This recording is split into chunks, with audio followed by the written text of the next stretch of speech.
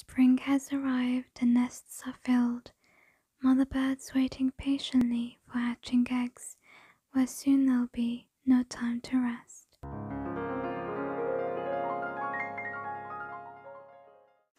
Hello everyone, today I am going to be doing 3 DIYs in one video. I'm going to be doing some spring DIYs. They're going to be like birds and nests, that kind of thing, and they're sort of like in a farmhouse, shabby chic, rustic kind of style. This is also a trash to treasure because most of these items did come from the thrift store. I'd also like to say this video is in collaboration with Marie's DIY. She's a lovely sweet lady here on YouTube and she does Dollar Tree DIYs. Make sure you do check her out. I will leave the link to her channel in the description box. Without further ado, let's get started. The first thing you're going to need is a candle holder. I did get this from the thrift store, but it originally came from IKEA. So that's that. I also did pick this up from the thrift store.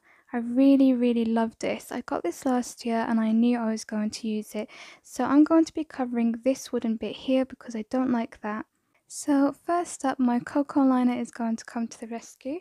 I've just cut a little piece off. So I'm just going to kind of mold this to the base and I'm going to hot glue it down and then cut off all of the excess.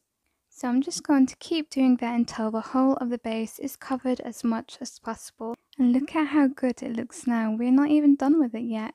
Well, that's definitely an improvement, I think, to how it was before. And it certainly looks more rustic and realistic. Next, I'm just going to add a little bit of detail with these feathers. I'm just going to cut it because the bird is quite small. I'm just going to attach a little bit with some hot glue. Okay, now I'm going to break up a little bit of that brown and we're going to add some contrast with this white curly moss. Again, I'm just going to hot glue it in place. So now I'm done with this, we just need to stick it down onto our candle holder. I'm going to be using blue tack to do this, but that's just because I want to do it temporary. So if you want to attach it and make sure it's secure, you can of course use E6000, hot glue, or just super glue. So that's that, and now I'm just going to take it, make sure that it's center on my candle holder and then just firmly press that down. Right, so we're done with our first DIY, we're moving on to the second, and I have this beautiful frame that I got from the thrift store. I'm going to turn it over and we're just going to open this up. So I'm just going to flip the paper over so we're using the white side, and I'm going to just pop it back in. Then we're going to take this small nest. Again, I'm going to attach it with some blue tack just so that I can remove it later, but you can attach it with some hot glue again. And then you're going to stick it to the center of your frame.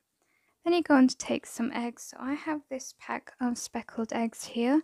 They come in white, blue and pink. And I think I'm going to use all 3 colors actually.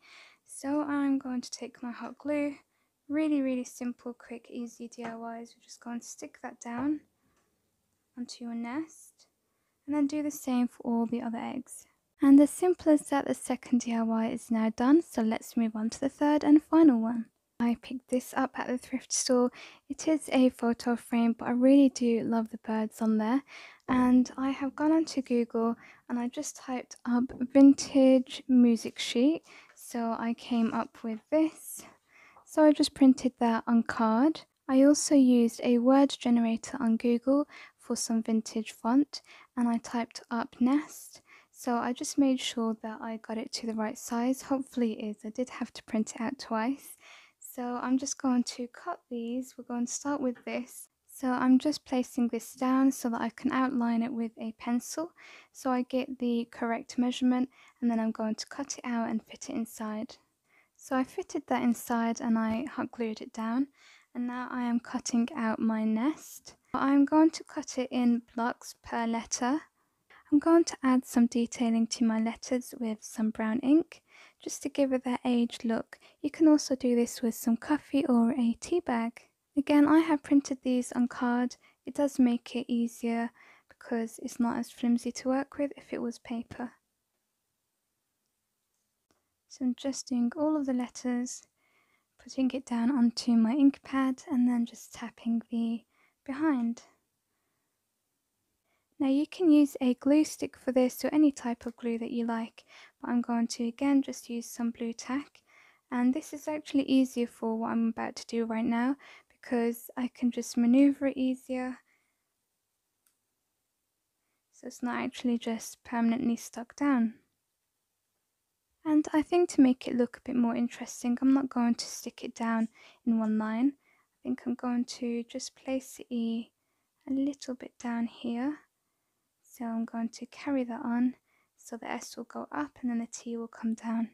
And if you want the nest lettering, the exact one I've used, I will provide a link for that so you can download it or print it directly.